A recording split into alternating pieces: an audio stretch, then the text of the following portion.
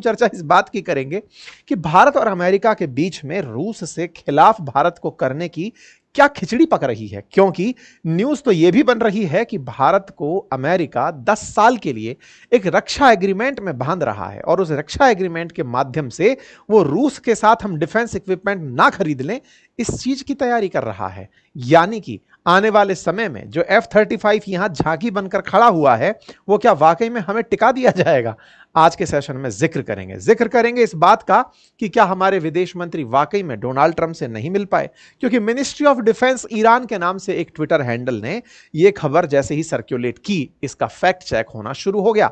आज के सेशन में हम डिटेलिंग करेंगे हर एक बात की। साथियों, विदेश मंत्री जयशंकर साहब वॉशिंगटन पहुंचते हैं, यह खबर निकल कर आती है 1 तारीख के दिन, 1 जुलाई के दिन जब यह न्यूज बनकर आती है कि भारत के विदेश मंत्री वॉशिंगटन की यात्रा पर हैं, तो यहां पर एक बात और निकल कर आती है और वो है क्वाड की मीटिंग के लिए। क्वाड बोले तो क्वाड के फॉरेन मिनिस्टर्स की मीटिंग के लिए 4 देशों का वो समूह जिसमें भारत, ऑस्ट्रेलिया, जापान, अमेरिका शामिल हैं।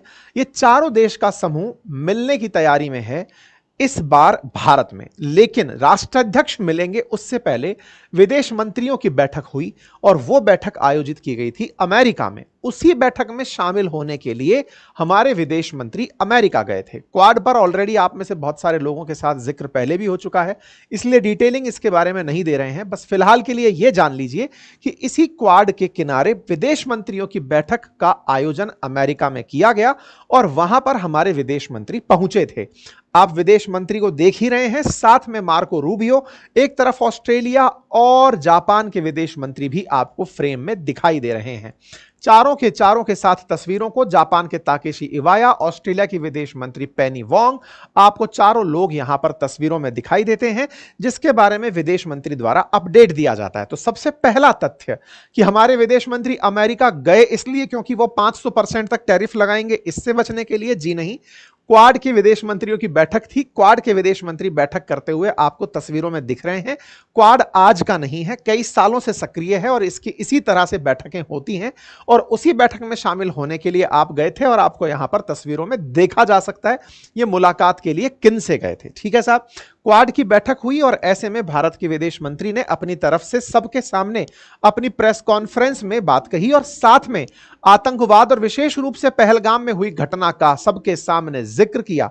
साथ में ईरान और इजराइल में अमेरिका की भूमिका पर भी उन्होंने अपनी तरफ से टिप्पणी दी और अपनी तरफ से दुनिया को यह बताया कि किस तरह से हमने पाकिस्तान को बेनकाब किया उसके आतंकवाद के खिलाफ। पूरी तरह से मीटिंग में आप सभी को एक राउंड टेबल पर बैठे हुए देख सकते हैं कैसे सब लोग आपस में बैठकर चारों अपने डेलीगेशंस बैठ रहे हैं। बकायदा एक जॉइंट स्टेटमेंट जारी होता है और भारत इस जॉइंट स्टेटमेंट में पहलगाम में हुए आतंकी हमलों पर अपनी बात रखवाने में कामयाब होता है। बकायदा यहां पर पहलगाम घटना का जिक्र होता है, अप्रैल 22 का जिक्र होता है, बताया जाता है कि किस तरह से 25 भारतीय और एक नेपाली सिटीजन आतंक के हमले में आतंक के अंदर शिकार हुए। यह जानकारी भारत के द्वारा अंतरराष्ट्रीय स्तर पर दिया जाता है। साथ में यहां पर एक और बात आती है और वो यह है कि इस बैठक में क्वाड क्रिटिकल मिनरल इनिशिएटिव की बात की जाती है। क्वाड क्रिटिकल मिनरल इनिशिएटिव क्या है?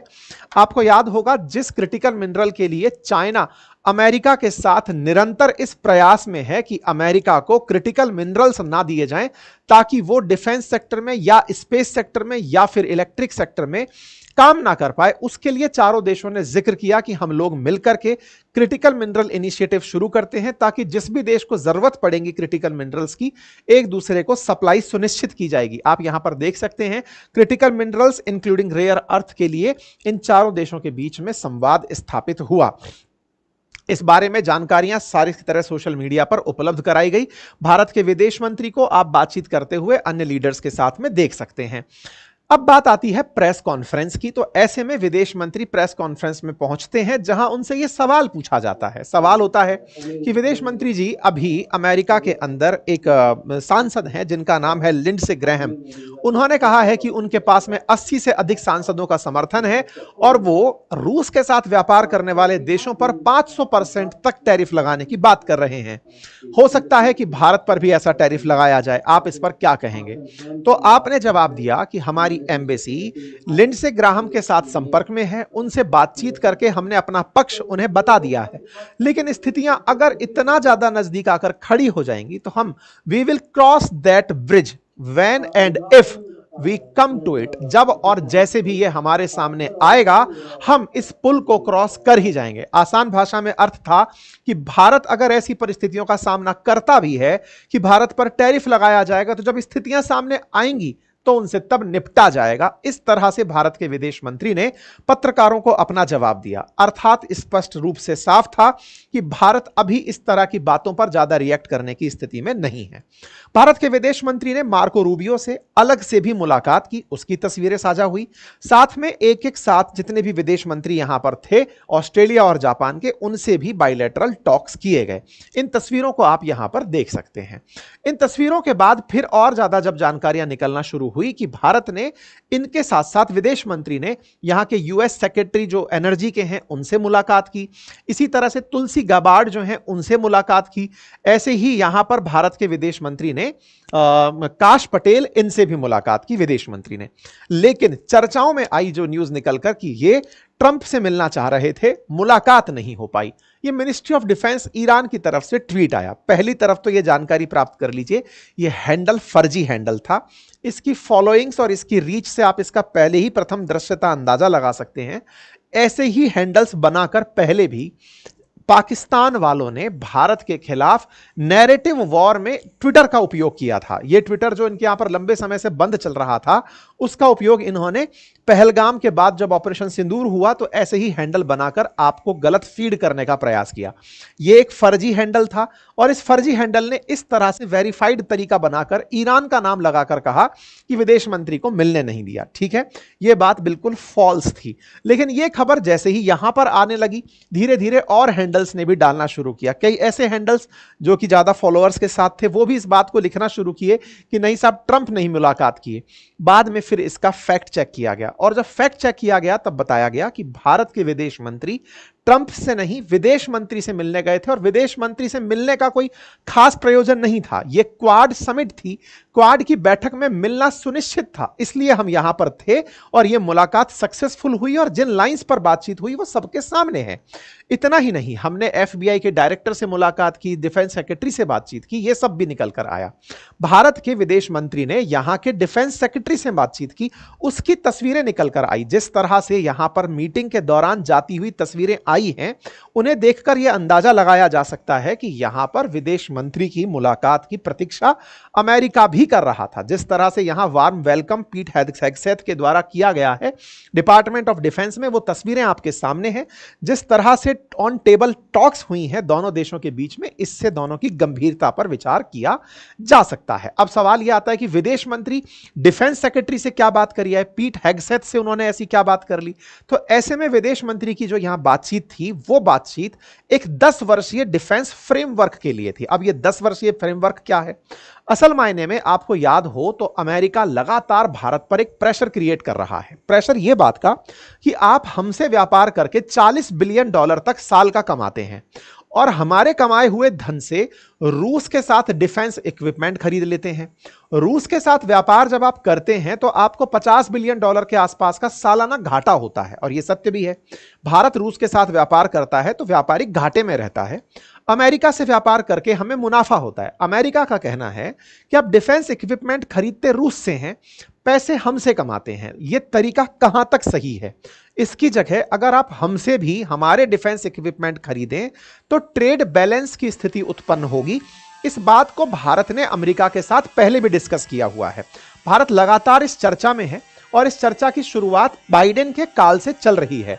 बाइडेन भी लगातार इन्हीं चर्चाओं में थे कि भारत अमेरिका से डिफेंस इक्विपमेंट खरीदे और भारत ने इन बातों को कंसीडर भी किया था। यही कारण है कि उस दौर में यानी कि बाइडेन के टाइम पर भी हमने P-8I जो समुद्री गश्ती वाहन हैं, जो विमान हैं, उनकी खरीद की बात बाइडेन के टाइम पर ही कर ली थी। हमने ये कहा था कि जो चीज आपके पास बेहतर है वो हम आपसे लेंगे। Javelin anti tank guided missile, तो इस बात के लिए 10 साल का एक डिफेंस फ्रेमवर्क दोनों देशों के बीच हस्ताक्षर होना है। आप यहां पर तस्वीरों में देख सकते हैं, दोनों देश एक दूसरे के साथ बैठकर के चर्चा कर रहे हैं डिफेंस पार्टनरशिप की। ये डिफेंस पार्टनरशिप की जो चर्चाएं हैं ये ऑन कैमरा आप सबके सामने है, जहां विदेश मंत्री अमेरिका के रक्षा मंत्री के साथ बातचीत करते दिख रहे हैं। अब जब रक्षा की बात हो तो फिर यहां पर एक सवाल निकल कर आता है। हाँ जी, बैकग्राउंड में नॉइस आ रही है।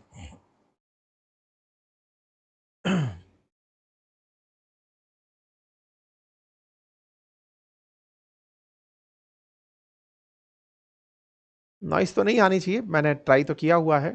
अब क्या है कि पड़ोस में कुछ काम चलते रहते तो वो नॉइस आती रहती हैं। ऐसे में अब एक बड़ी खबर बनकर यह आती है कि यूएस ने F-35 स्टेल्थ फाइटर जेट जो भारत को बेचने का पहले प्रस्ताव दिया था, क्या वो प्रस्ताव एग्जीक्यूट हो जाएगा, यानी कि F-35 भारत को बेच दिया जाएगा। देखिए, ये इस डिफेंस डील का हिस्सा नहीं है। भारत के सामने ऑप्शंस रखे जा रहे हैं। F-35 भी है तो सुखोई भी भारत के सामने, जो रूस के साथ है, राफेल भी है। दुनिया के सभी उन्नत किस्म के फाइटर जेट भारत के सामने ऑप्शन में हैं। लेकिन हां, भारत तेजस के लिए अमेरिका की जो जीई कंपनी है उसके इंजन को लगातार मांग रहा है, और हमारी ये डील ऑलरेडी इनसे हो रखी है। इनके इंजन आने में देरी हो रही है। भारत के रक्षा मंत्री ने इनके साथ में जीई के इन इंजन्स को मांगा है। साथ ही साथ में हमारे जो प्रेडेटर ड्रोन्स हैं MQ-9 भी, इनकी भी डील पहले से इनके साथ हो रखी है। उनकी डिलीवरी भी हम एक्सपेक्ट करते हैं। यही कारण है, आप अक्टूबर 15, 2024 जब ट्रंप नहीं आए थे, उस समय की खबर देख सकते हैं कि इंडिया और अमेरिका ने 34,500 करोड़ की 31 प्रेडेटर ड्रोन्स की डील साइन की थी। ये वो प्रेडेटर ड्रोन्स हैं। इन्हीं ड्रोन्स की सही समय पर डिलीवरी, इनका सही से काम हो, इसके लिए ही भारत अमेरिका के साथ 10 वर्षीय डिफेंस पैक्ट में जा रहा है।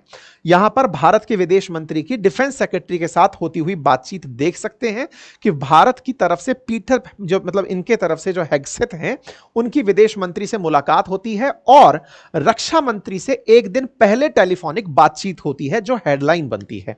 भारत के रक्षा मंत्री की और इनके यहां के रक्षा मंत्री की एक दिन पहले बातचीत हुई और विदेश मंत्री ने जाकर के उसे अपनी तरफ से पुख्ता किया। जो बातचीत हुई वो बाद में पीआईबी के अंदर डली, राजनाथ सिंह जी के द्वारा अपने ट्विटर हैंडल पर डाली गई कि हम लोगों ने किस तरह से डिफेंस फ्रेमवर्क के लिए एक दूसरे से बात की। यह भी याद दिलाया गया कि तेजस LCA के लिए जो हमें इंजन चाहिए जीई एरोस्पेस के, आप उन्हें जल्द से जल्द भिजवाएं ताकि हमें उनकी प्राप्ति और पूर्ति हो सके। अब सवाल बनता है कि क्या भारत रूस को इग्नोर कर रहा है? तो देखिए, जहां तक बात हो डिफेंस सहयोग की, भारत सुखोई लेने के अंदर भी पहले ही इच्छा जाहिर कर चुका है कि Bharat 5th generation fighter jets की तलाश में है। तभी ये लोग एरो इंडिया शो में आकर के अपना डेमो देते हैं। लेकिन भारत ने ना तो अभी तक सुखोई 57 पर अपना निर्णय लिया है, ना ही F-35 पर। ये भविष्य के गर्भ में छिपी बातें हैं, जैसी भी होंगी सामने निकलकर आ जाएंगी। तो फिर सवाल निकलकर आता है कि भारत के विदेश मंत्री की अमेरिकी यात्रा कैसी रही? तो जिस मकसद से वो गए थे वो सफल रही। डिफेंस मिनिस्ट्री की, वहां के डिफेंस मिनिस्ट्री से बातचीत भारत की और अमेरिका की जो 2+2 वार्ताएं होती हैं, उनके ही साइडलाइन पर समझी जाएं तो बेहतर होगा। तीसरी सबसे बड़ी बात, भारत और अमेरिका में 9 जुलाई से पहले पहले ट्रेड डील होने की संभावना है, क्योंकि 9 जुलाई 90 दिन का लास्ट डेट है। ऐसे में 9 जुलाई से पहले अगर डिफेंस डील भी हो जाती है तो भारत की ट्रेड डील बहुत मजबूत होगी। यह मानते हुए साइडलाइन में ये सारे काम चल रहे हैं। अर्थात अमेरिका जहां भारत के साथ ट्रेड डील करेगा, वहीं बदले में डिफेंस डील भी अगले 10 साल के लिए कर लेगा। इसी तरह से वो गिव एंड टेक का काम करने बढ़ रहा है। फिलहाल के लिए यही प्रतीत होता है। फिलहाल इतना ही। बाकी जानकारी आपको पसंद आई हो तो साथियों से साझा करें। बाकी आप इस विषय पर क्या सोचते हैं, अपनी राय जरूर रखें कि भारत अमेरिका और रूस को साधते हुए विश्व में अपनी स्थिति को कैसे मजबूत कर सकता है।